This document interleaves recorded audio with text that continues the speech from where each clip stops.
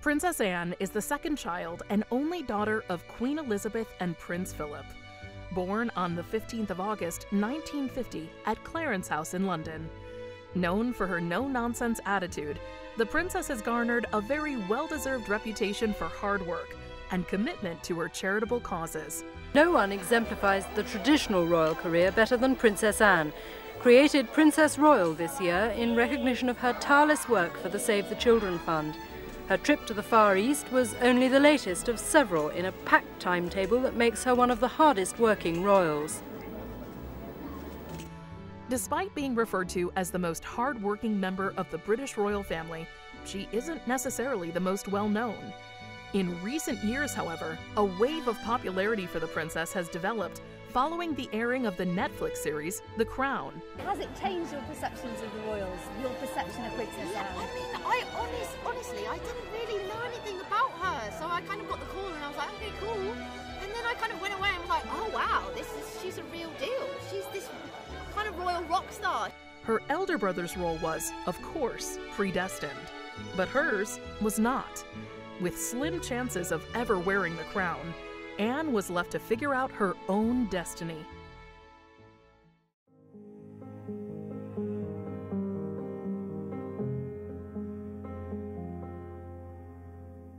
Princess Anne is the only daughter of the Queen and Prince Philip, born only a couple of years after her brother Prince Charles on the 15th of August, 1950. As her two younger brothers, Princes Andrew and Edward, were born several years later, Charles and Anne shared a close bond growing up. When Princess Elizabeth became Queen Elizabeth in 1952, following the sudden death of her father, George VI, she had to take on the enormous responsibilities of the office, including the need to travel extensively. In fact, in 1953 to 54, the Queen and Prince Philip went on the longest royal tour of their lives. In those days, it was simply not the done thing to take the royal children on such extensive travels, so the young prince and princess kept each other company back at the palace while their parents were away. The shores of Australia slip slowly away from Gothic. This will be their last view of our Southland, possibly for some years to come. But the link, always there, which their visit has so immensely strengthened, will forever remain. As they sail back to their home and their children, our hearts go with them. They have had an exhausting tour, but have never ceased to smile. Our parting prayer is, Godspeed on your journey, good luck, good health, and will ye no come back again. God save the Queen.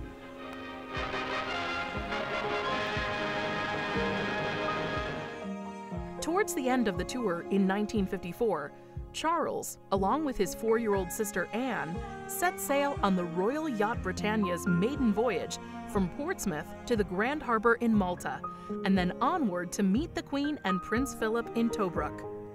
The young family anchored at Gibraltar on their way home, where the young Princess Anne, just like her mother, was delighted to meet the local wildlife.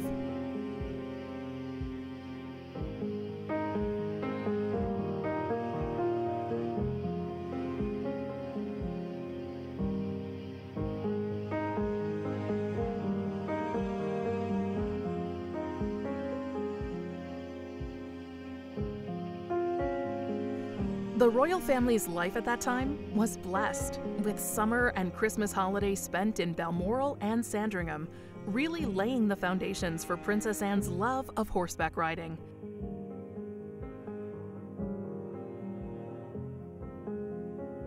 There were many idyllic times playing with her older brother and roaming free in the country estates. The princess had a secure and happy childhood. Princess Anne is said to have had an especially close emotional bond with her father, Prince Philip. He admired her for her tough and resilient nature. In fact, some reporters have even said Princess Anne was Philip's favorite son. They had a lot in common, very similar in their pragmatic approach to life and their strength of character, while not being averse to expressing a strong opinion. For their early education, Charles and Anne shared a governess, Catherine Peebles, but by 1963, Anne was keen to move on to the outside world, to a boarding school, and she was enrolled at Benenden School, a historic house in the beautiful Kent countryside, the Garden of England. The princess had been vocal about the benefits of a boarding school education, and while acknowledging some students may not enjoy the experience, she felt as though it was the right thing for her. She was no stranger to academic achievement, and she left school with 6 GCE O levels and 2 A levels. She was smart. Truth is that, you know, there's really only you and them, and that requires an awful lot of concentration. There are certain advantages in being lost in this class of... Were you nervous? Were you nervous about going to public school? No, I think I did actually rather quite look forward to it, in many ways. And how did they treat you? Was there any bullying done? I imagine there wasn't, really, knowing you. Or at least being aware of you. I wasn't that big a girl. At the age of 18, Princess Anne decided to commit herself full-time to official royal duties, while her brother Charles pursued a university education. In 1970, at the age of 20, she joined the Queen and Prince Philip and Charles on an extensive royal tour, taking in New Zealand, Australia, and other Commonwealth countries. It was a significant moment in the relationship between the royal families and the public, as the Queen decided to begin a now commonplace tradition on royal tours, the walkabout, where the royals go into the crowd, talking and shaking hands at close quarters with the people. Princess Anne was quickly finding her feet in her royal role, taking the traditional British approach to her duty and responsibilities, just like her mother and father. Being a young, beautiful princess, daughter to the Queen, made Princess Anne a very eligible young lady. As with her brother Prince Charles, there was great speculation as to whom she would marry, although the pressure was not quite so high, as her children, in all likelihood, would not end up as the future king or queen. Richard Meade, an Olympic equestrian, was a possible candidate for marriage to the princess. Many noted his general demeanor and dashing looks was reminiscent of the princess's father, Prince Philip.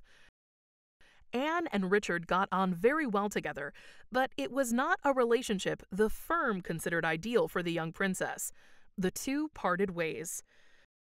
Andrew Parker Bowles, famously the now ex-husband of Camilla, Duchess of Cornwall, was another love interest of the young princess. For many reasons, the romance was not one that would last. Camilla went on to marry Andrew, but Anne and Andrew remained lifelong friends, with Andrew becoming godfather to Anne's daughter, Zara Tindall. A shared interest in equestrian sports brought Anne together with her first husband, Captain Mark Phillips.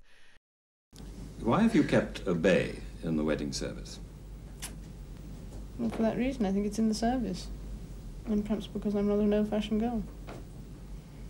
And, as the Dean said the other day, the Prince Anne says obey, and I have to say worship, so I think pays the money, takes a choice. The engagement was announced on the 29th of May, 1973. When exactly, may I ask, did you decide that you were serious? That is a difficult one. When it became mutual, I think, it was even, well, I suppose after badminton. But can't speak for him or me, really. Mr. Phillips, let me throw that one at you. Yes, it was after badminton that we decided, really. Has it been a great strain keeping it secret, and indeed keeping it away from people like ourselves? But I think it has, yes, it became rather a strain. Yes. In a peek behind the curtain, the royal couple sat down for an interview. You seem on the surface to be a very shy person. It's not every day one proposes to a princess. Did it require a lot of courage to propose? I'm not sure. I mean, I think the fact that the girl in question is a princess makes any difference at all. I think if you get married to somebody, it's a very, very personal thing, and the two of you just feel it, and it's a completely natural thing. I think you've got to be brave to propose to anybody, haven't you? Yes. But I don't think I you've mean, got to indeed, perhaps it becomes relatively more important. But I rather hope that, I mean, every time he spoke to me or took me out, that he didn't actually think of me as a princess. Do you think you'll make a good housewife? I mean, can you cook, for example? Well, that's hardly up to me to say either. Cook scrambled eggs, I think we can recommend those. Yes, I mean, I've done a bit of cooking in my time. Would you like to cook Captain Phillip's breakfast before he goes off to work, for example? I can manage that. It's easy. Especially when he's eventing, because you're not going to get more than a cup of coffee. When you were a teenager, did you have any idea of the sort of girl that you would like to marry? No, no, I didn't. I wasn't very clever with girls, I don't think, when I was a teenager. I definitely was a bit, not very good. Not very successful, should I say. Right. If you had not met a man whom you wanted to marry, do you think you would have married out of a sense of duty? No way. I'm glad you said that. No, I don't think, no, heavens, no. Excited by the prospect of a royal wedding on the horizon, all eyes were on Princess Anne. The press doggedly followed her through her official duties and engagements, as well as pursuing her through her private life. The engagement was announced on the 29th of May, 1973. When exactly, may I ask, did you decide that you were serious? That is a difficult one. When it became mutual, I think, it was even, well, I suppose after badminton. But can't speak for him or me, really. Mr. Phillips, let me throw that one at you. Yes, it was after badminton that we decided, really. Has it been a great strain keeping it secret, and indeed keeping it away from people like ourselves? But I think it has, yes, it became rather a strain in the end.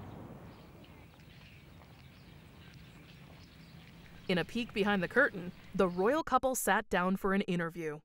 You seem on the surface to be a very shy person. It's not every day one proposes to a princess. Did it require a lot of courage to propose? I'm not sure. I mean, I don't think the fact that the girl in question was a princess makes any difference at all. I think it was. I think if you get married to somebody, it's a very, very personal thing, and the two of you just feel it, and it's a completely natural. I think you've got to be brave to propose to anybody, haven't you? Yes.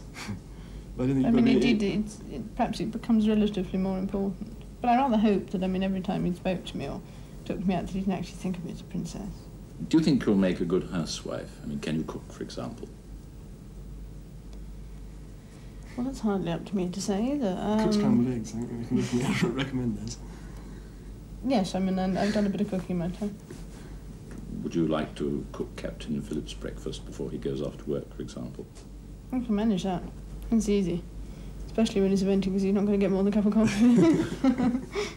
When you were a teenager, did you have any idea of the sort of girl that you would like to marry?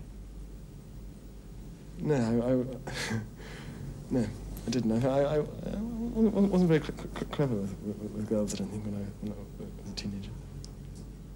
I definitely was a bit, not very good.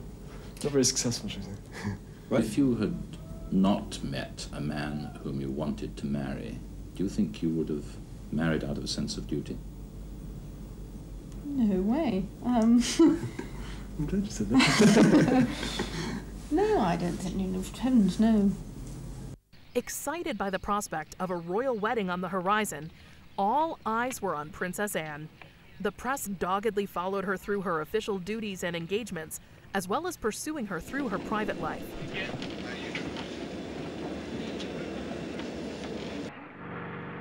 After lunch, Princess Anne flew by helicopter to keep a long-standing engagement at a riding school in the Buckinghamshire village of Radnage.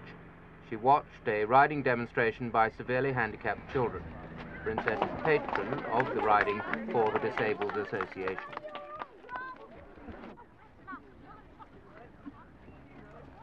And to mark her engagement and her visit, pupils at the school have decided to christen the youngest foal, Anne, in her honour. Lieutenant Phillips's parents had returned to their village home in Wiltshire, where they spoke to Rory Macpherson. How do you feel about it? I'm absolutely delighted. And how's your day gone today, sir? I've rather enjoyed it. A nice, relaxed morning. Able to read the papers and until 12 o'clock when we were due at the palace for the official photographs. A more relaxed morning than I normally have, in fact. When your son first brought Princess Anne back here, did you have any inkling that this might be the outcome? None whatsoever. And when did you, in fact, first know? When did they ask you? Just after Badminton. This was the Princess's first official job since her engagement, and it began rather damply as the Andover of the Queen's flight appeared through the Berlin drizzle. The purpose of her trip is in her role as Colonel-in-Chief of the Worcestershire and Sherwood Foresters Regiment. Her host for the 4 days is Major General the Earl Cathcart, who is the commander of the British sector of Berlin. The military flavour of the affair underlines in some ways the anachronism of this city, where life seems to have been stopped still and deep frozen since 1945 at the end of the Second World War. And the military idea was displayed in massive style at the Princess's first duty, which was to take the salute at a Trooping the Colour ceremony for the Queen's birthday. She was wearing a turquoise coat and ornate turban for the occasion, and she looked a bit pale as she moved towards the dais.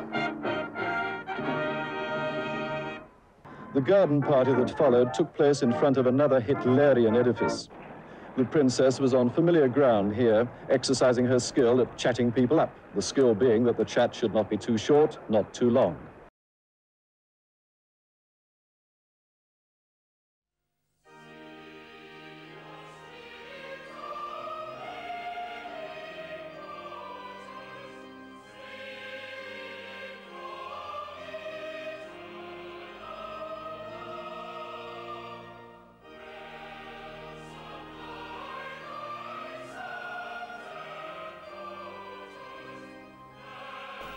Mark Antony Peter, wilt thou have this woman to thy wedded wife, to live together after God's ordinance in the holy estate of matrimony? Wilt thou love her, comfort her, honor and keep her in sickness and in health, and forsaking all other, keep thee only unto her as long as ye both shall live? I will. Anne Elizabeth Alice Louise, wilt thou have this man to thy wedded husband, to live together after God's ordinance in the holy estate of matrimony?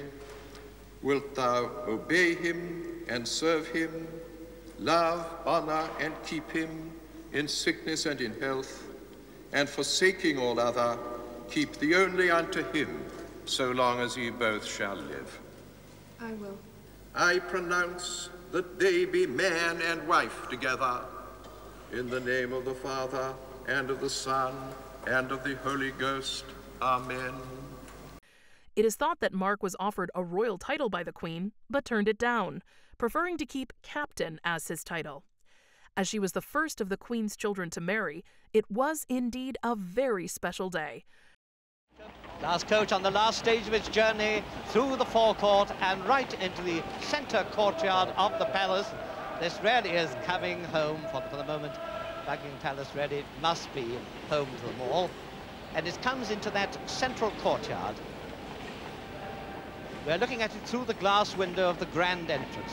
That entrance which must be so familiar to many people who've attended the garden party. 2 postilions first, now the coach itself, 4 greys. And there's the red carpet leading up the flight of staircase into the marble hall.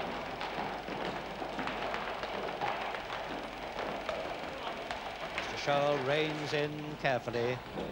Footman bow, open the doors, Captain Mark Phillips, and now welcome home, Princess Anne. Around 500 million viewers were estimated to have watched it on television.